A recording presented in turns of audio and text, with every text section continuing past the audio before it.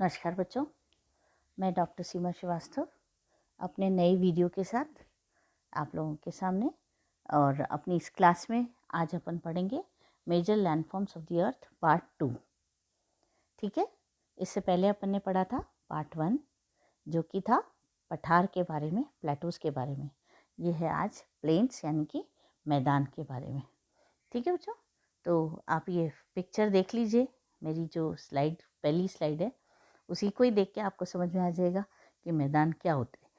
फिर भी अपनी परिभाषा देखिए। मैदान का सर्वाधिक महत्वपूर्ण स्थान है संपूर्ण विश्व में स्थल मंडल के 41% भूभाग पर मैदान, 33% पर पठार और 26% पर पर्वतों तथा पहाड़ियों का विस्तार है। ये पृथ्वी के धरातल पर द्वितीयक क्रम के सबसे सरल और उच्चावच तथा अपेक्षाकृत समतल व निम्न भूभाग होते हैं। तो बच्चों, द्वितीय श्रेणी के जो उच्चावच हैं उनमें मैदान सर्वाधिक महत्वपूर्ण स्थान है, अपन ने जैसे ही पढ़ा। और 41% और 33%, 41% तो मैदान ही है और पठार और पर्वत कम है। ठीक है, जैसा ये स्लाइड में बता रहे। अब ये जो समतल अपेक्षाकृत निम्न भूमि को जिसकी स्थानीय ढाल अत्यंत हो अत्यल्प हो, है ना। और जो मैदान कहा जाता है, कुछ मैदान पठारों से भी अधिक ऊंचे हो जाते हैं। तो जैसे मिसिसिपी का मैदान है जो एप्लीशियन पठार से भी अधिक ऊंचा है। तो कुछ मैदान समुद्र से भी नीचे हो जाते हैं। तो मेरी जो ये स्लाइड्स है सब, इनमें आप अलग अलग प्रकार के वो देखेंगे। और मैंने एक तरह से यहाँ पर आपको एक वर्गीकृत करके दे दिया है क्लासिफिकेशन, जिसमें आप वर्गीकरण में ये देखेंगे कि कितने ग्रुप्स हैं। पहला है संरचना के आधार पर, उत्पत्ति के आधार पर और फिर स्थिति के आधार पर।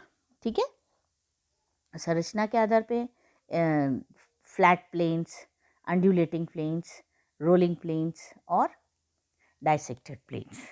और इसके उत्पत्ति के आधार पे अपने हैं पटल विरूपणी, है ना, डायस्ट्रॉफिस और फिक और ज्वालामुखी यानी कि लावा प्लेन्स।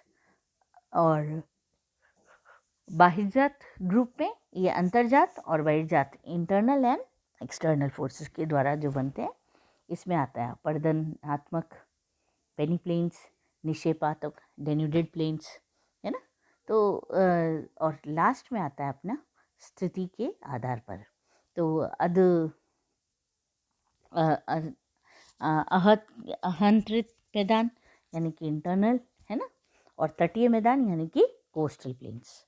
समझ में आ गया बच्चों? ये अपना वर्गीकरण है, क्लासिफिकेशन है। आगे चलते हुए अब अपन चलते हैं संरचनात्मक। वार्ता ने रचना के आधार पर मैदानों को 4 भागों में बांटा है।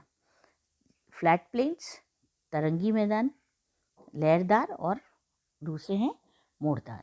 ठीक है, तो बच्चों असल में जो भू संचलन के फलस्वरूप जब कोई स्थलखंड का सागर से निर्गमन, इमर्जेंस होता है, तो संरचनात्मक मैदानों का निर्माण होता है ना।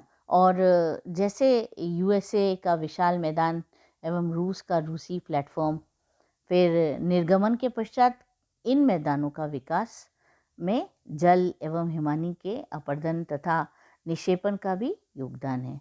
सागरी तट के पास स्थलमंडल के सागर तल से ऊपर उठने के फलस्वरूप कभी कभी क्या होता है, तटीय मैदान का निर्माण होता है। जैसे संयुक्त राष्ट्र अमेरिका का अटलांटिक तटीय मैदान। ऐसे ही सागरीय तट यदि भू संचलन के फलस्वरूप निमग्न हो जाता है तो वह निक्षेपण के फलस्वरूप मैदान में परिवर्तित हो जाता है। जैसे भारत का कर्नाटक का एवं पूर्वी तटीय मैदान जो नदियों द्वारा बना हुआ है। ठीक है, तो ये फ्लैट प्लेन्स, ये इनमें बहुत कम विषमता वाले सपाट एवं विस्तृत मैदान होते हैं जिनको समतल कहते हैं हम, है ना। ये ज़्यादा ऊंचे नीचे नहीं होते हैं। तरंगी मैदान अंड्यूलेटिंग होते हैं, समान उतार चढ़ाव वाले होते हैं, है ना। इनमें 15 से 60-50 मीटर तक होती है इनकी उच्चार अंतर। और लहरदार जो होते हैं वो रोलिंग होते हैं जब मैदान की सतह असमतलन होती है तथा उच्चावच व निचतम स्थानों का अंतर 50 से 100 मीटर होता है तो लहरदार होते हैं। और विच्छेदित मैदान डाइसेक्टेड, अनाच्छादन द्वारा कटे फटे मैदान को विच्छेदित मैदान कहते हैं। जैसे मैदान के उच्चतम तथा निम्नतम भागों में 75 से 100 मीटर तक का अंतर होता है। समझ आ गया।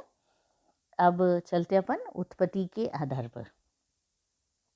बच्चों, उत्पत्ति एवं निर्माण प्रक्रिया के आधार पर मैदानों की उत्पत्ति विभिन्न अंतर्जात व बहिर्जात बलों के कारण होती है। इस आधार पर मैदानों को निम्न भागों में बांट सकते हैं और वो है अंतर्जात बल द्वारा उत्पन्न मैदान और बहिर्जात बल द्वारा मैदान। इसमें पटल विरूपण तथा ज्वालामुखी क्रिया द्वारा रचनात्मक मैदानों का निर्माण होता है। ठीक है, तो पहला है पटल विरूपण मैदान, जो डायस्ट्रॉफिज्म वह से बना हुआ होता है। इस तरह के भूपटल के उत्थान एवं अवतलन या सागर तट पर स्थल खंड के निमज्न या उमज्न के कारण मैदानों का निर्माण होता है। संयुक्त राज्य अमेरिका का जो बृहत मैदान है वो उत्थान के कारण निर्मित है। दूसरा आता है ज्वालामुखी या लावा मैदान, है ना, जो कि है ज्वालामुखी उद्गार से निकले लावा के निक्षेपण के फलस्वरूप ये मैदान तैयार होता है। फ्रांस, न्यूजीलैंड, आइसलैंड, संयुक्त राष्ट्र और अर्जेंटीना आदि में लावा निर्मित मैदानों का उदाहरण है। ठीक है, तो ये होता है ज्वालामुखी के कारण, क्योंकि वो जो लावा है वो ठंडा होता जाता है और वो उसकी जो परत है उससे मैदान तैयार हो जाता है। अब आते हैं अपनी बहिर्जात बल द्वारा निर्मित मैदान, जिसमें भूपटल की समतलन स्थापक शक्तियाँ अपरदनात्मक तथा निक्षेपात्मक मैदानों की रचना करती हैं। इनमें आता है अपरदनात्मक मैदान, यानी कि कौन से प्लेन्स, पेनिप्लेन्स, है ना। ये प्रवाहित जल, पवन, सागरीय लहरें आदि अपरदन द्वारा स्थल की विषमताओं को दूर करने का प्रयास करती है। अब आप देखो जलोढ़ द्वारा कैसे होती है कि नदियाँ जब पर्वतीय भाग से नीचे उतरती हैं तो ढाल में कमी आने के कारण अपने साथ भागकर लाए गए कंकड़, पत्थर, बालू, कीचड़ आदि को पर्वतपदीय भाग में निक्षेपित कर देती है। इससे क्या होता है, जलोढ़ पंख का निर्माण होता है। कई जलोढ़ पंखों के आपस में मिलने से पर्वतपदीय मैदान यानी कि पेडमोंट प्लेन्स का निर्माण होता है। हिमालय का भाबर पर्वतपदीय मैदान का एक एग्जाम्पल है। संयुक्त राष्ट्र अमेरिका में सैक्रामेंटो की घाटी में तथा दक्षिण अमेरिका की चिली की घाटी में इस प्रकार के मैदान मिलते हैं। नदियाँ अपने साथ अपने मध्य एवं निम्न मैदानी भागों में बाढ़ के मैदान का निर्माण करती है। सभी बड़ी नदियों की घाटियों में बाढ़ मैदान देखने को मिलते हैं। नदियाँ अपने मुहाने पर अवसादों के निक्षेपण द्वारा डेल्टा का निर्माण करती है। डेल्टा से के अधिक विस्तार के फलस्वरूप वहाँ डेल्टा मैदान का निर्माण भी होता है। गंगा एवं ब्रह्मपुत्र जो नदियाँ हैं वो आपको पता ही है कि बहुत बड़े डेल्टास बनाती है, तो वहाँ पर डेल्टा मैदान विश्व में सबसे बड़े हैं। अब हिमानी से कैसे बनेंगे कि हिमानी द्वारा निक्षेपित मैदान टिल प्लेन्स कहलाते हैं, जिनका आउटवॉश जो होता है वो काफ़ी गहरा होता है। टिल मैदानों में बड़े बड़े बोल्डर से लेकर बारीक मिट्टी के निक्षेप पाए जाते हैं। प्रेडी मैदान में महीन मिट्टी की प्रधानता होती है। हिमानी निक्षेपित मैदान सामान्यतः उबड़ खाबड़ और दलदली होते हैं। इस प्रकार के मैदानी उत्तरी जर्मनी, उत्तर पूर्वी रूस, कनाडा और उत्तर पूर्वी संयुक्त राज्य अमेरिका में पाए जाते हैं।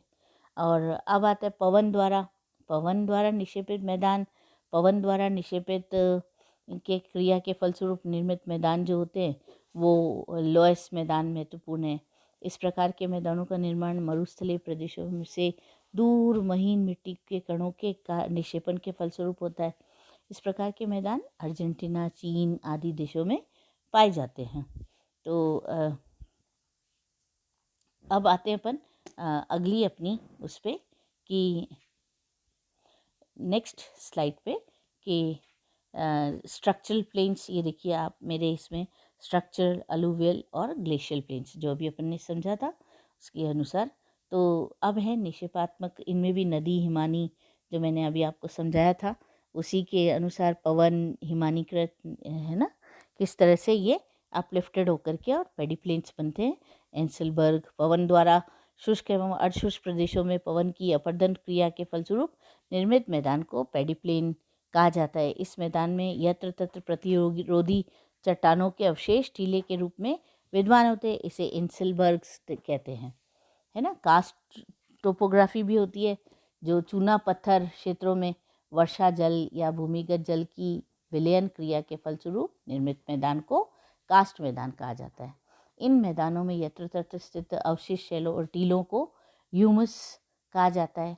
इस प्रकार के मैदान यूगोस्लोवाकिया के कास्ट प्रदेश, उत्तरी अमेरिका के फ्लोरिडा एवं यूकाटन, दक्षिणी फ्रांस, भारत में चित्रकूट में देखने को मिलते हैं।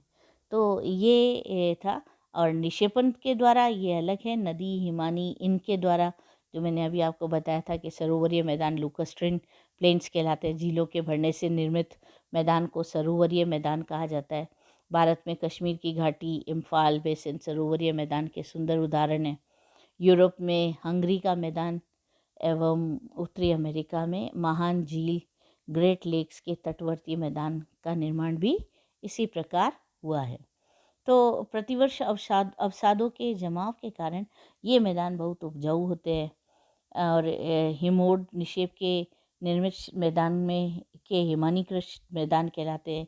ये उबड़ खाबड़ तथा दलदली होते हैं। मरुस्थलीय भागों से जब पवन के द्वारा रेत के कण काफ़ी दूर ले जाकर निक्षेपित किए जाते हैं तो लोएस मैदान बनते हैं, है ना। इनकी रचना होती है। झीलों में निरंतर गिरने वाले निक्षेपों से नीचे झीलें उतनी तेज होती है तथा कालांतर में भरकर सपाट मैदान में बदल जाती हैं। इस मैदान को क्या कहते हैं, झीलकृत मैदान कहते हैं। तीसरा जो ग्रुप है वो है स्थिति के आधार पर। बच्चों, स्थिति के आधार पर धरातल पर स्थिति के अनुसार मैदानों को दो भागों में विभाजित किया गया है। पहला है आंतरिक मैदान। जब मैदान महाद्वीपों के भीतरी भागों में स्थित होते हैं तो उन्हें आंतरिक मैदान कहते हैं, जैसे गंगा यमुना का मैदान है ना। और दूसरा है तटीय मैदान, जो कि सागर तट के किनारे के मैदान इस श्रेणी में आते हैं, जैसे कोंकण का मैदान।